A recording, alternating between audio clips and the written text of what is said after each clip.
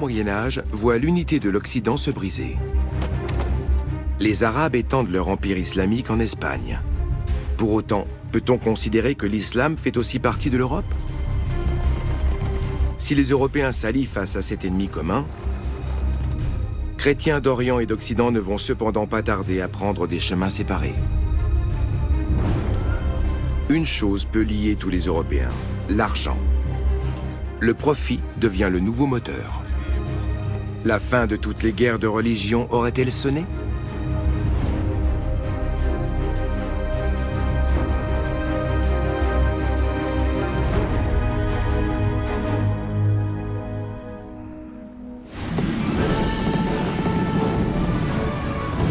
Réveillon de la Saint-Sylvestre 1999. Les capitales européennes fêtent dans l'allégresse le passage au nouveau millénaire. Mais quelques angoisses viennent troubler les festivités. Certains redoutent un bug informatique mondial, d'autres s'attendent même à la fin du monde. L'Europe est unie, tant dans la joie que dans la crainte.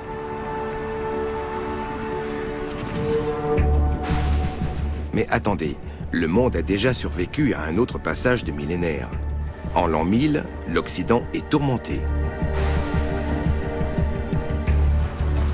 Depuis 2 siècles, les Vikings plongent les Européens dans la peur et l'effroi au nord, tandis que les Arabes harcèlent la chrétienté au sud. Certains chrétiens voient dans ces fléaux qui s'abattent sur leur continent le signe annonciateur de l'Apocalypse. Le pape Sylvestre II aurait même prophétisé la fin des temps pour ce changement de millénaire.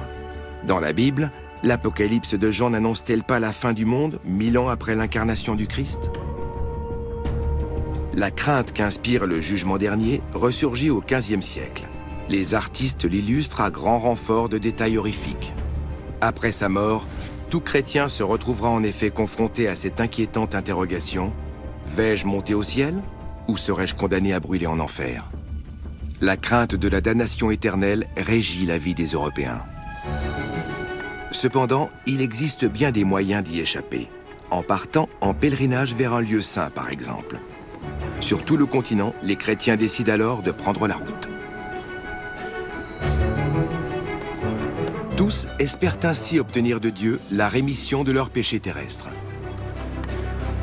Qu'ils soient moines ou nobles, pauvres ou riches, hommes ou femmes. Le pèlerinage est un peu l'ancêtre du tourisme de masse, mais sans hôtel 4 étoiles ni formule tout compris. C'est un voyage plein d'épreuves, dangereux et, pour beaucoup, sans retour.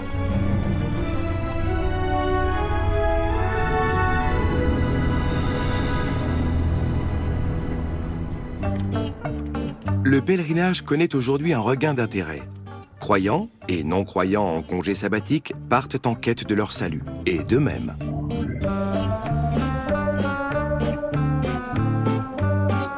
Le trajet est un but en soi, dit-on, comme en témoigne le pèlerinage le plus apprécié d'Europe, le chemin de Compostelle. Depuis le Moyen-Âge, ces nombreuses routes traversent l'Europe jusqu'à la pointe nord-ouest de l'Espagne et la ville de Saint-Jacques-de-Compostelle. Na, so kann man es natürlich auch machen. Bei angeblich drohendem Weltuntergang sagt sich der fromme Christenmensch einfach, ich gehe mal auf Pilgerreise, lässt alles stehen und liegen und verschwindet. Spitzenausrede, um mal 1 Jahr Urlaub zu machen. 1 an de vacances comme tu vas. Mais attends, au Moyen-Âge, avant tout, c'était pour se purifier l'âme qu'on partait en pèlerinage. En plus, il y en a pas mal qui n'en revenaient pas. Ja, im Mittelalter. Aber ich wüsste gerne mal, wie viele von denen wirklich spirituell sind, die da im 21. Jahrhundert plötzlich wieder auf dem Jakobsweg rumtouren. Ich habe den Eindruck, viele kommen mit ihrem Yoga nicht weiter, ja? Und dann geht's eben auf Tour. Das klingt ehrlicher, wenn du mich fragst. Was wird das? Ich bin dann mal weg. Je vais en pèlerinage. Was? Jetzt? Adieu. Ja, adieu. Aber im spätestens im 13. Jahrhundert bist du wieder da, ja? Mach das doch hier nicht alleine weiter. Les pèlerins du Moyen-Âge voyagent des mois, voire des années, avant d'éprouver enfin le sentiment exaltant d'avoir atteint leur but.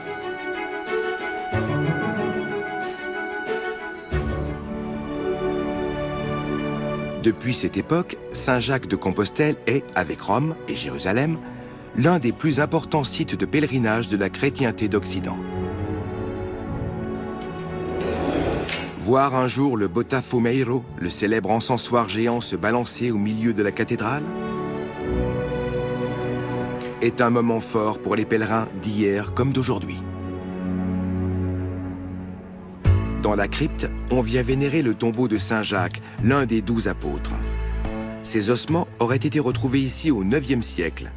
Pieuse légende ou coup de com'? Toujours est-il que cette découverte va conférer à ce lieu perdu aux confins de l'Europe une importance considérable. À l'époque, le nord de l'Espagne constitue un avant-poste de l'Europe chrétienne, le sud du pays étant occupé par les musulmans.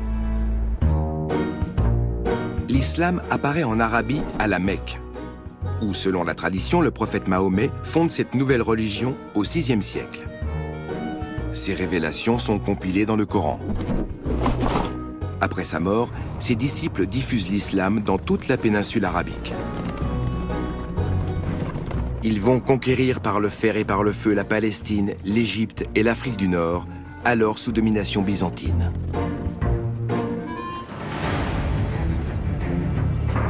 Au 8e siècle, les Maures, les Berbères du nord de l'Afrique, commencent à avoir des vues sur l'Europe. Ils décident de traverser au détroit de Gibraltar.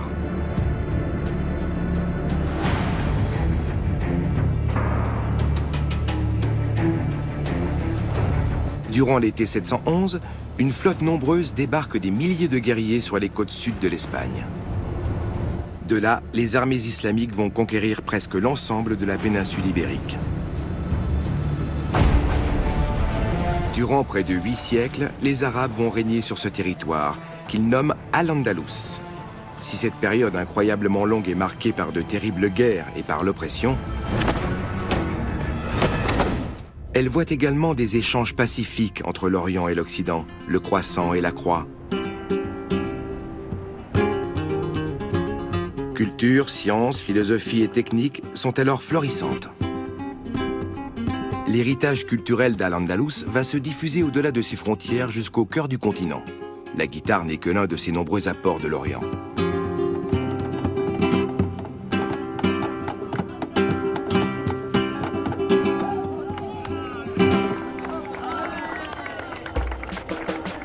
Cordoue éclipse toutes les villes d'Europe par sa splendeur, sa taille et le confort qu'elle procure à ses très nombreux habitants qui sont près d'un demi-million. On y trouve des hôpitaux, des bibliothèques, des bains, ainsi qu'un lieu de culte comptant parmi les plus vastes du monde de ce temps, la Grande Mosquée.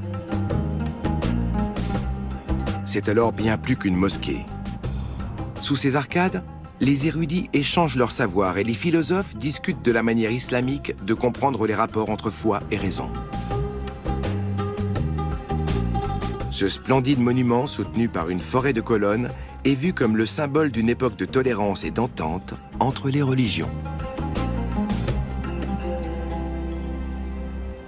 Dans le califat de Cordoue, non seulement les chrétiens, mais aussi les juifs, sont autorisés à pratiquer librement leur foi, du moment qu'ils payent sagement l'impôt très élevé qui leur incombe et acceptent leur statut juridique d'infériorité.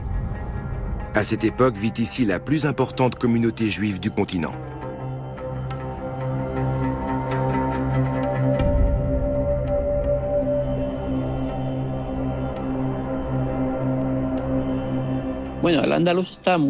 Au temps d'Al-Andalus, les notions de tolérance et de respect des droits de l'homme sont très éloignées des nôtres aujourd'hui. Mais ils étaient bien plus en avance dans ce domaine qu'on ne l'était dans tout le reste de l'Europe. L'islam considère que chrétiens et juifs appartiennent, selon l'expression coranique, aux gens du livre et sont à ce titre des dhimmi, des protégés. Les trois religions vénèrent un Dieu unique et toutes trois se réclament de révélations divines. Al-Andalus est un lieu qui voit cohabiter religion et culture, Orient et Occident.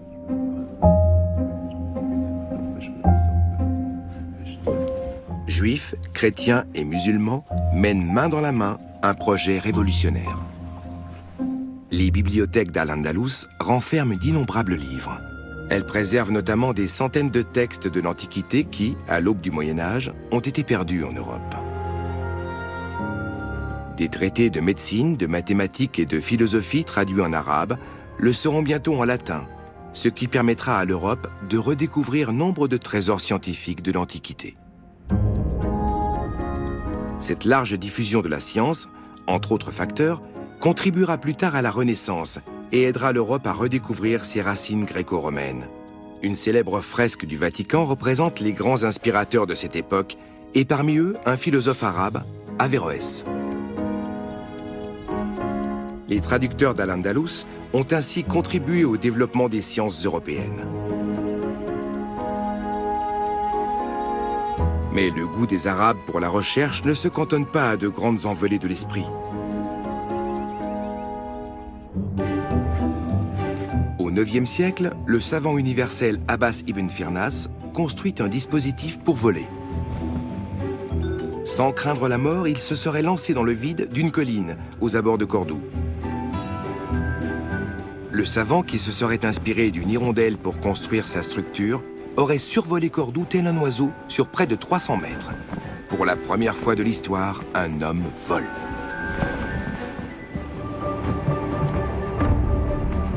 Toutefois, le système est encore loin d'être au point. Abbas ibn Firnas survit à la chute, comme par miracle.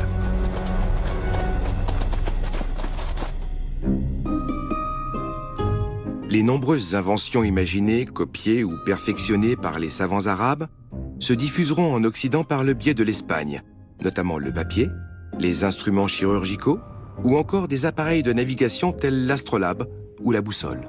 Sans ces derniers instruments, qui sait si les découvreurs européens auraient été en mesure d'entreprendre leur grand voyage.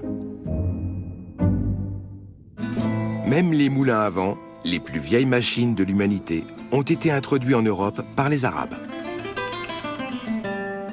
Sans oublier les révolutionnaires Noria. Ces grandes roues hydrauliques alimentent d'ingénieux systèmes d'irrigation grâce auxquels des terres arides se mutent en paysages luxuriants et d'opulents jeux d'eau, symboles de luxe et de richesse qui viennent égayer l'essence.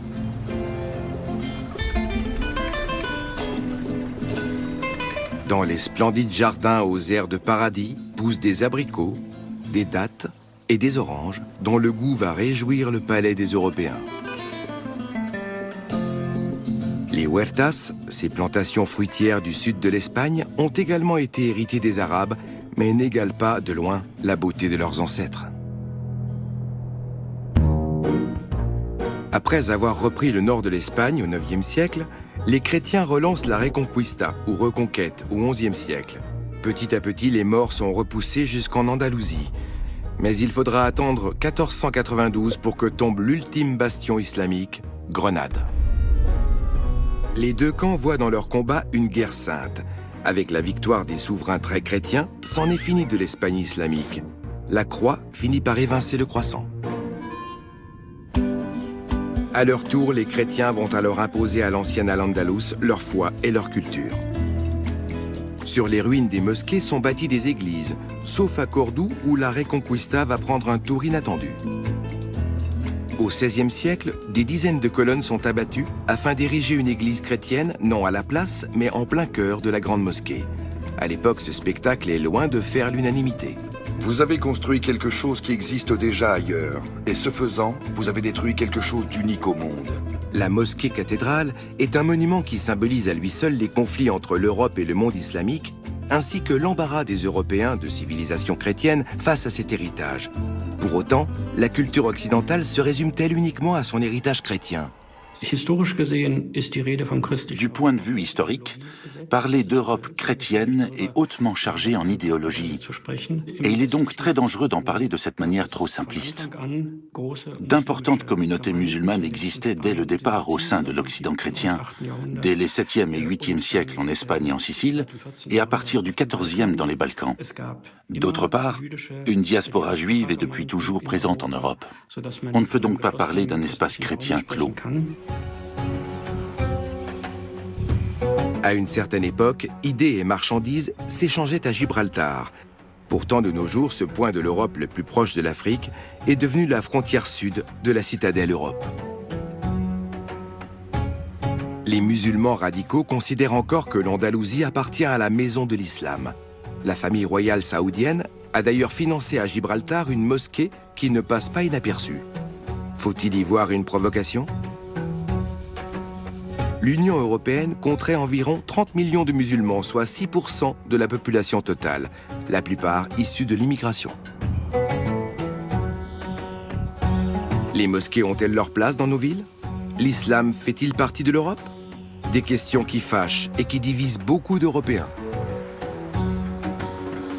Also, ich freue mich ja, wenn wir mit den Muslimen harmonisch zusammenleben. Aber ehrlich gesagt, mal abgesehen von Andalusien, was haben die Araber zu unserer europäischen Kultur beigetragen? Da gibt's nur Shisha, Schleier, Shawarma, nichts, worauf ich nicht verzichten könnte. T'es sûr? Zucker, sugar, sucre. Ça vient de l'arabe. Succar. Ah, na gut, aber ich kann meinen Kaffee auch ohne trinken. Café aussi, ça vient de l'arabe. Kawa. Moment, ich... T'as dit que tu pouvais t'en passer, tu t'en passes. Voilà. Bedienung, ein Orangensaft, bitte. Garçon, pas d'orange-saft pour la jeune fille non plus. Arabisch? Ni de limonade d'ailleurs. Das gibt's doch gar nicht. Si, tout comme guitare, chiffres, girafe, magazine, matelas, sofa, rabais, tarif. Gut, Schachmatt, ich hab's verstanden. Échec et maths aussi, c'est de l'arabe. Enfin bon, arabo-perse, mais... Ich brauche jetzt Alkohol. Nein, nicht Alkohol. Si, désolé. Kismet. Prost. Au XIe siècle débute une guerre de religion. Les Seldjoukides, des Turcs musulmans, envahissent l'Asie mineure et la Palestine et prennent Jérusalem aux Fatimides. Ils pillent le Saint-Sépulcre et empêchent les pèlerins d'entrer en Terre Sainte.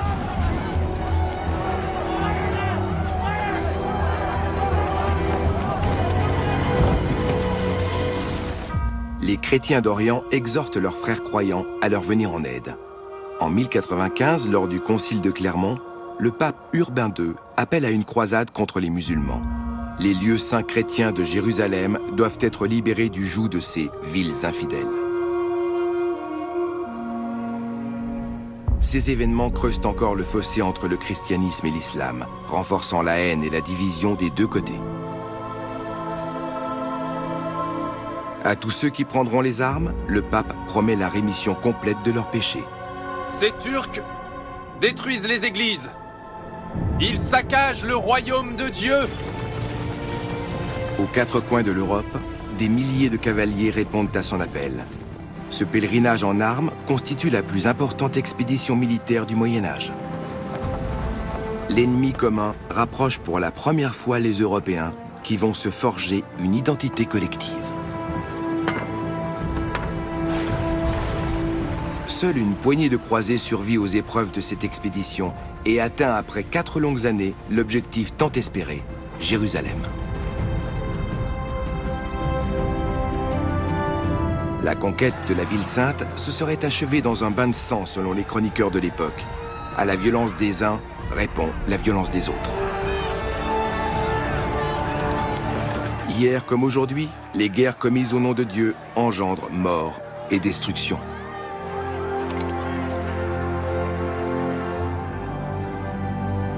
Jérusalem illustre mieux qu'aucun autre lieu les racines communes de ce que l'on appelle communément les 3 grandes religions monothéistes. À côté du mur des lamentations juifs, se dresse en effet le lieu saint des musulmans, le dôme du rocher. Et non loin s'élève le Saint-Sépulcre, le tombeau du Christ selon les chrétiens. La ville sera plusieurs fois assiégée par les uns et les autres tout au long des 2 siècles que dureront les croisades. Et jusqu'à nos jours, le souvenir de cette période jette une ombre sur les relations entre chrétiens et musulmans. Le 11 septembre 2001, l'attentat terroriste de New York marque le début d'une guerre sainte des musulmans radicaux contre l'Occident. Les ennemis d'antan refont surface.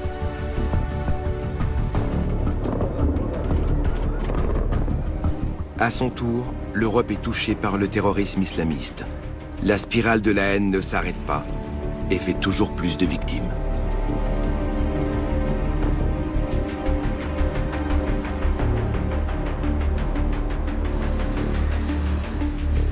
L'Europe sort les drapeaux. Une nouvelle version de la communauté de destin ?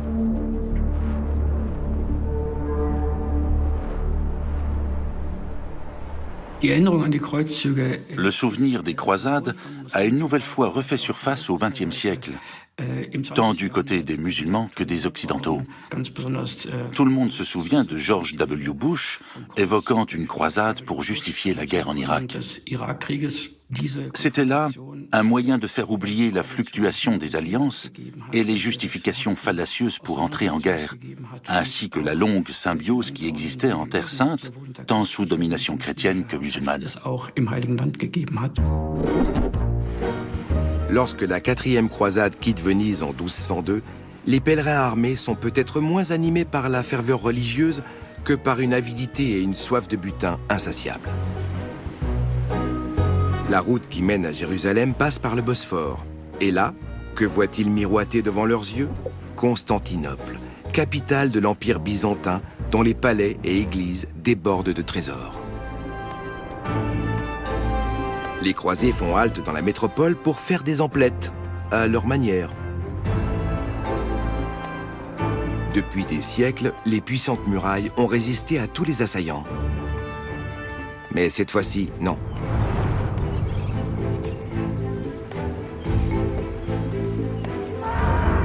Les supposés combattants de la foi pillent les églises et les palais et tout se termine dans le sang. Ils arrachèrent les enfants à leur mère et violèrent les jeunes femmes sans jamais craindre Dieu. Tels furent les crimes que commirent les armées occidentales contre le peuple élu du Christ.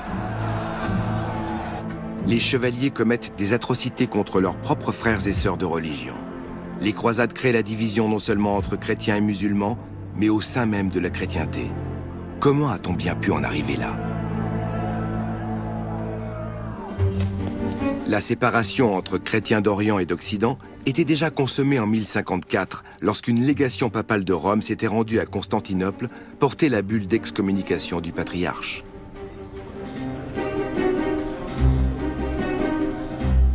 Des querelles dogmatiques opposaient depuis longtemps les deux églises. L'ajout par les chrétiens d'Occident d'une phrase dans le credo de Nicée-Constantinople est un scandale pour les Grecs. Du point de vue liturgique, la messe y était aussi dite en grec et non en latin. On ergotait vraiment sur tout. Fallait-il utiliser du pain au levain ou des hosties pour communier? À croire que les princes de l'Église n'avaient rien de mieux à faire. Le patriarche de Constantinople et le pape de Rome finiront par s'excommunier mutuellement. La chrétienté se divise alors en deux camps, les orthodoxes à l'est et les catholiques à l'ouest. C'est ce que l'on nommera plus tard le schisme d'Orient ou grand schisme. Les deux confessions resteront ainsi brouillées près d'un millénaire. Au XXe siècle, des rapprochements s'opèrent lentement. En 1964, le pape Paul VI rencontre Athénagoras de Constantinople. En 2016, le pape François et le patriarche russe Cyril se rencontrent à Cuba en terrain plutôt neutre. Cette accolade constitue un pas vers la réconciliation qui fait renaître l'espoir. L'Occident a cependant quelque peu oublié que le butin de Constantinople est toujours en sa possession. Une grande partie du trésor s'est retrouvée à Venise, qui avait financé la croisade.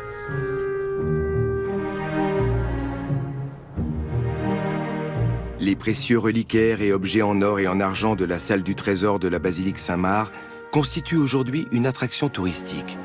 Ce butin artistique provient toutefois de l'Empire byzantin. Wie frech! Diese Venezianer haben also einfach so Konstantinopel ausgeplündert, weil es unterwegs gerade zum Mitnahmepreis zu haben war. Ist doch unglaublich. Da sieht man das romantische Venedig doch gleich mit ganz anderen Augen. Oui, bon, en même temps, toutes ces histoires de pillage, c'était il y a plus de 800 ans. De nos jours, à Venise... Plündern sie nur noch Touristen aus. La cité lacustre est le grand profiteur de guerre des croisades. Après la conquête de Constantinople, elle se mue en une immense puissance commerciale de la Méditerranée. Les Vénitiens se souviennent encore, non sans fierté, de leur opulence et de la puissance illimitée qui était alors la leur. La liberté commerciale attire des marchands de toute l'Europe qui installent leurs négoces le long du Grand Canal.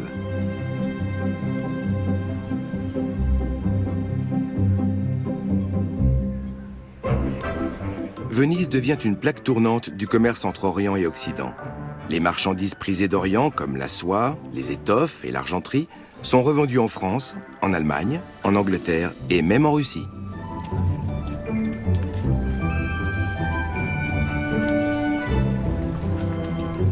Les papilles des Européens découvrent les épices exotiques venues d'Asie que sont le poivre, la muscade, le clou de girofle ou la cannelle. Cette situation contribue à souder l'Europe. Tout le monde commerce avec tout le monde, et qu'importe les croyances et les cultures, l'important, c'est le profit. C'est le lien entre la densité de la population, l'activité économique et le commerce qui donne naissance au capitalisme. Les premières formes du capitalisme en Europe, c'est un capitalisme marchand ou un capitalisme commerçant, avec des unions de marchands qui décident de mettre en commun leurs capitaux pour fonder une flotte. Grâce au commerce maritime, l'Occident commence à découvrir le monde. Pour les négociants italiens, aucune route n'est trop longue et aucun voyage trop dangereux s'il y a un bon profit à la clé. Pourtant, il suffit d'une tempête ou d'une attaque de pirates pour ruiner un investissement.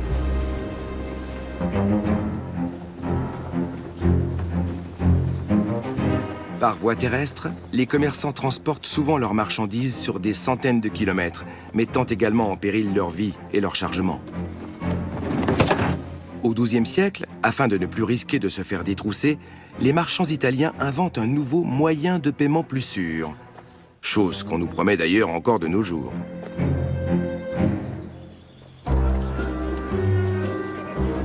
Leur idée est aussi simple qu'ingénieuse. Sur les marchés européens, une fois les transactions conclues, on n'échangera plus de la monnaie sonnante et trébuchante comme jusqu'alors, mais une lettre de paiement, améliorée ensuite en lettre de change, et sur laquelle le commerçant inscrit la somme convenue. Le bénéficiaire et lui seul peut échanger cette lettre contre des espèces, et ce, partout où l'on fait des affaires. Le paiement sans numéraire vient d'être inventé. Cette méthode révolutionne littéralement le commerce en Europe.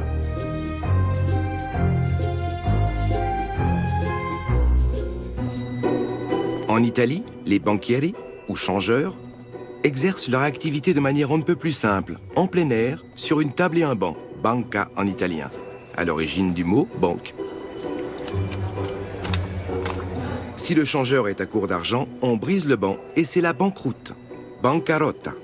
Les premiers comptoirs ouvrent à Venise, puis dans d'autres villes d'Italie du Nord.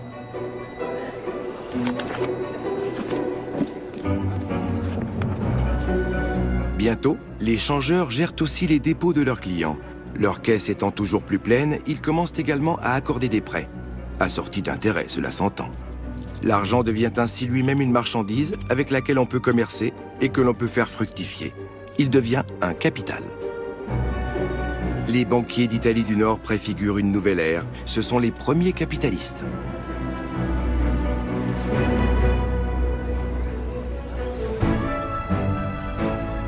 De nos jours, les banques ont une allure bien moins modeste. Au XIIIe siècle, les banquiers italiens fondent les premières institutions de crédit d'Europe et déclenchent une dynamique que plus rien n'arrêtera. De nos jours encore, dans de nombreux pays, nombre de termes bancaires sont issus de mots italiens.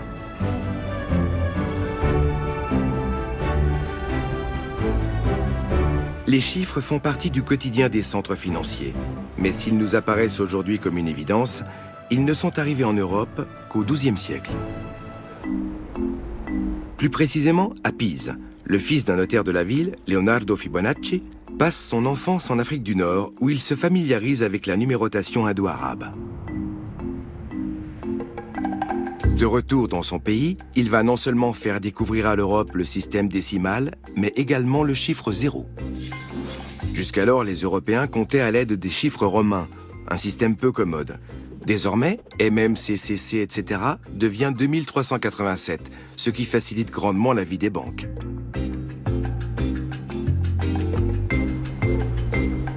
Florence devient le berceau du capitalisme. De puissantes familles de banquiers y vivent. Grâce aux capitaux qu'ils investissent, la ville va prendre son essor et devenir la perle de la Renaissance.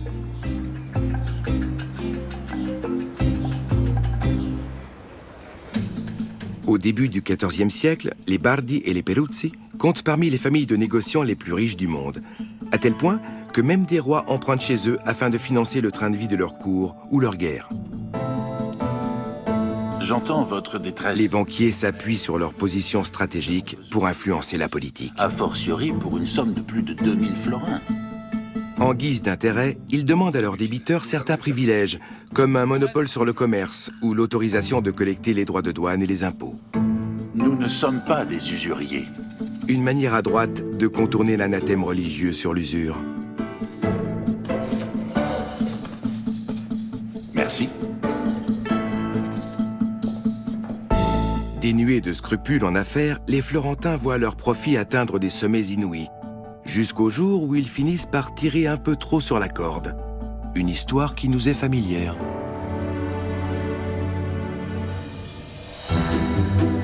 Le pape lui-même devient leur client. Les Bardi et les Peruzzi sont chargés de collecter l'impôt pour son compte. Ils reçoivent également l'ordre de transférer les dons récoltés en Angleterre, dans son palais d'Avignon. Bien entendu, les banquiers trouvent une fois encore un moyen de tirer profit de la situation.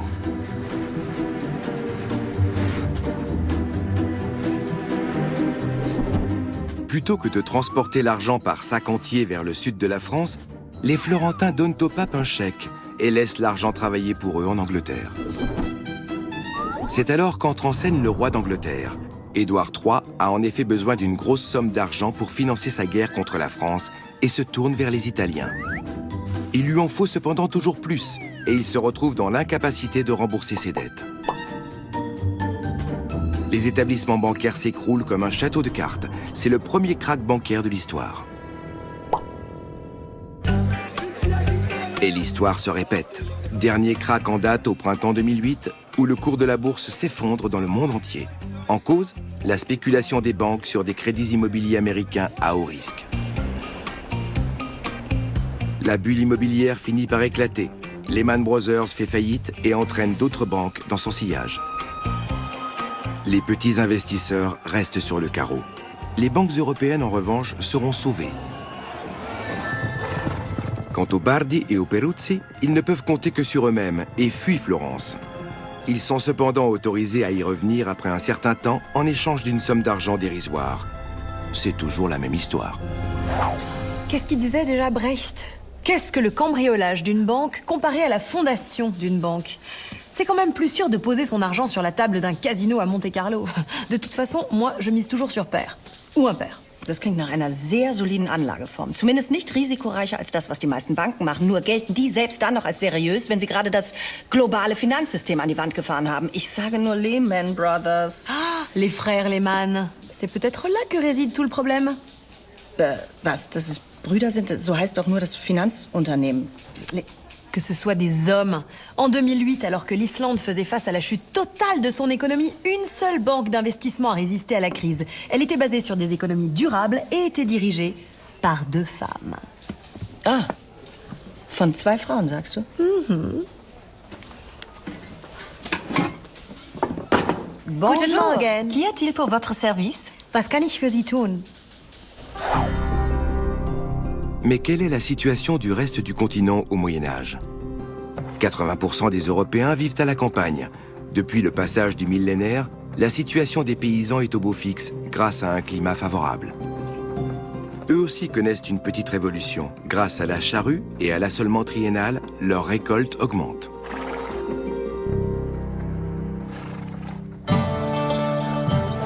Les Européens n'ont plus à craindre la famine. La population double sur le continent. Elle triple même en France, en Allemagne et en Angleterre. Les paysans sont même en mesure de revendre une partie de leur production. Toutefois, ils doivent partager les fruits de leur labeur. 10% de leur récolte, souvent plutôt 7, reviennent à l'église. C'est la dîme.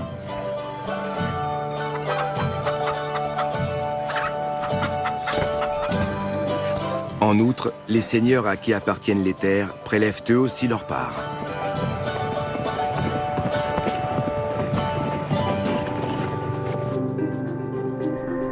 Les Européens sont de plus en plus nombreux à partir tenter leur chance à la ville pour fuir l'oppression et l'asservissement.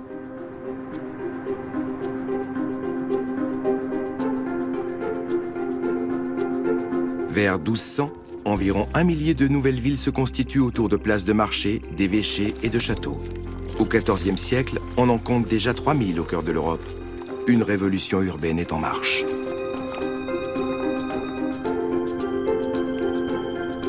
Les enceintes des villes vont symboliser la frontière entre deux mondes. La campagne, à l'extérieur, synonyme d'oppression, et la cité, à l'intérieur, promesse de droits civiques et d'autodétermination. L'ère citadin rend libre. Cette explosion du développement urbain au cours du Haut Moyen-Âge va donner à l'Europe son visage si reconnaissable. Les imposantes cathédrales en constituent un élément emblématique. Un vent de renouveau souffle sur l'Europe. On aurait dit que le monde s'était ébroué pour se débarrasser de sa vieille couche de poussière. Une véritable compétition poussait chaque communauté chrétienne à posséder une église plus somptueuse que sa voisine. Et plus élevée. Tout autour de Paris jaillissent les premiers gratte-ciel du Moyen-Âge, tandis qu'apparaît un nouveau style, bientôt copié sur une large partie du continent, le gothique. Les villes européennes se muent en gigantesques chantiers. Les architectes médiévaux ont leurs édifices dans la tête.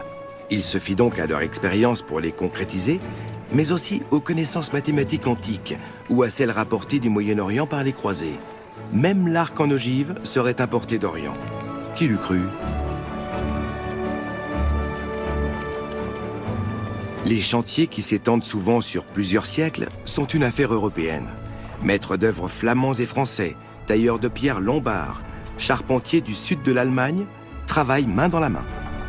De la sorte, se bâtissent en parallèle les relations européennes. La maison Europe, pour ainsi dire.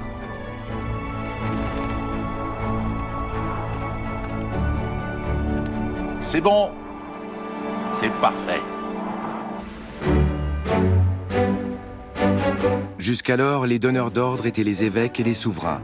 Pourtant, à Lübeck, on érige la première grande église financée par de riches bourgeois, Sainte-Marie.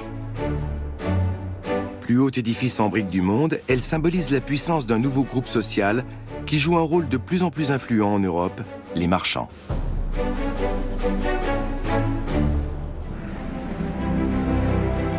Ils tirent leur puissance non pas d'une bonne naissance, ni même d'un ordre divin, mais de leur capital et de leur réseau étendu. Une révolution dans le monde médiéval.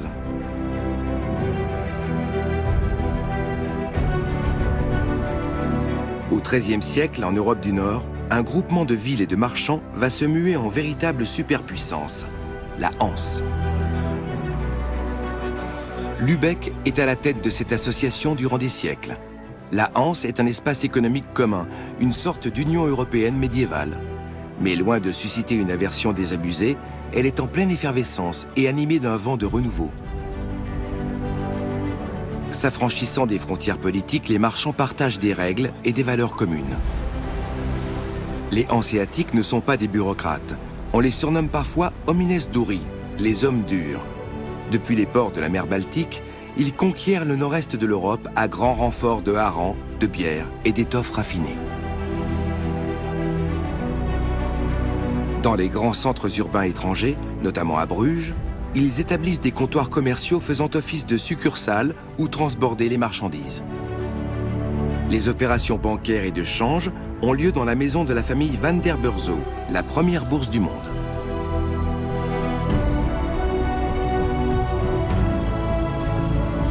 La Hanse implante même des succursales loin au nord, comme à Bergen en Norvège.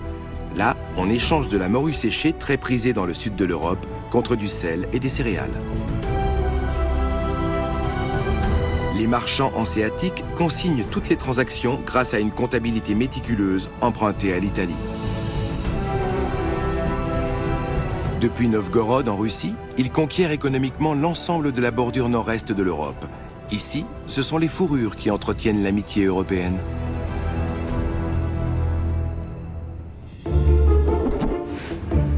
Au XIVe siècle, ce réseau commercial pan-européen englobe plus de 200 villes situées dans 20 des États actuels.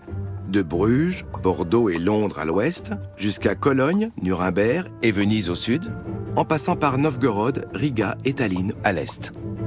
La Hanse serait-elle l'ancêtre de l'Union européenne ?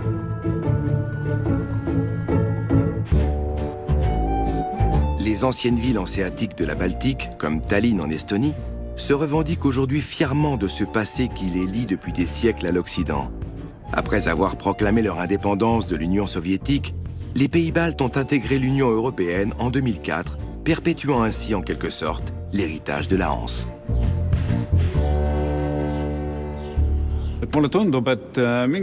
Comparer le groupement de la Hanse et l'Union européenne est tout à fait pertinent.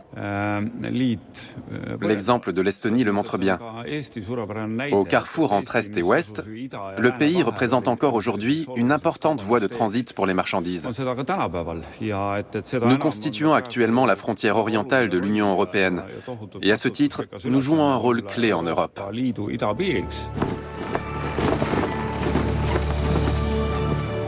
L'économie unit l'Europe depuis des siècles et a permis de faire tomber de nombreuses barrières.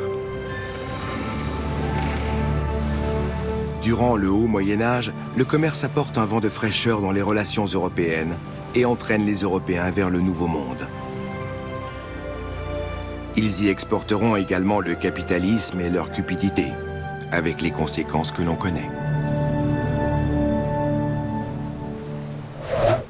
Bon, c'était tout de même pas si noir le Moyen-Âge. Des villes florissantes, un commerce en pleine expansion, de nouvelles découvertes, et puis les Européens qui se rendaient visite d'un bout à l'autre du continent. Un vrai âge d'or. Mal abgesehen von der Schändung von Byzanz und den Massakern an Muslimen im Heiligen Land. Bon, forcément, il y a des moments plus sombres que d'autres à chaque époque. Là où il y a de la lumière, il y a forcément de l'ombre. Nur, dass hier zuerst der Schatten kam und dann das Licht. Und der Schatten ist sehr, sehr dunkel. Das finstere Mittelalter, das kommt nämlich noch. Tschüss. Au revoir.